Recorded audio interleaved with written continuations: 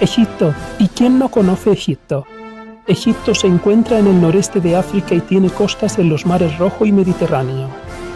La atraviesa el río Nilo, que es el río más largo del mundo, y geográficamente se divide en 3 regiones, el valle y el delta, donde se concentra la agricultura y la población. El desierto occidental y el oriental, donde se encuentran vastas zonas desérticas, y la península del Sinaí, que conecta Asia y África. Las ciudades más famosas de Egipto. El Cairo, la capital y la ciudad más grande, un centro cultural e histórico que alberga las famosas pirámides de Giza. Alejandría, una ciudad costera en el Mediterráneo, construida por Alejandro Magno y que alberga la Biblioteca de Alejandría. Luxor y Asuán, ciudades arqueológicas que contienen tesoros de las civilizaciones faraónicas, y donde se encuentra el templo de Abu Simbel. Sharm el Sheikh y Hurghada, ciudades turísticas en el Mar Rojo.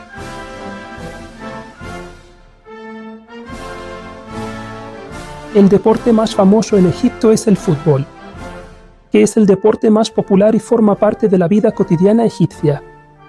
Enhorabuena, Egipto se clasifica para el Mundial 2026 por 4ª vez en su historia. Los 2 equipos más famosos de Egipto.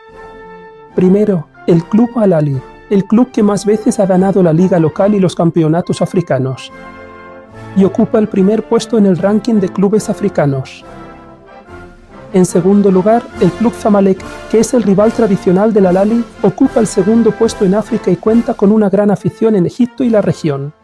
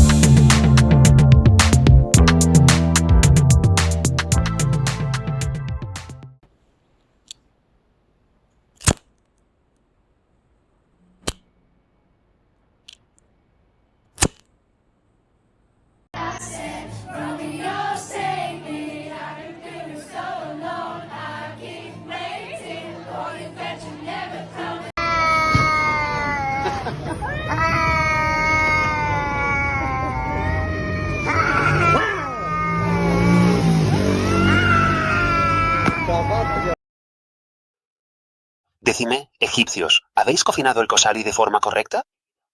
Por favor, mencionadlo en los comentarios. Y si la forma no ha sido buena, por favor, hacedmelo saber. ¿Dónde estuvo el error? Muchísimas gracias a todos.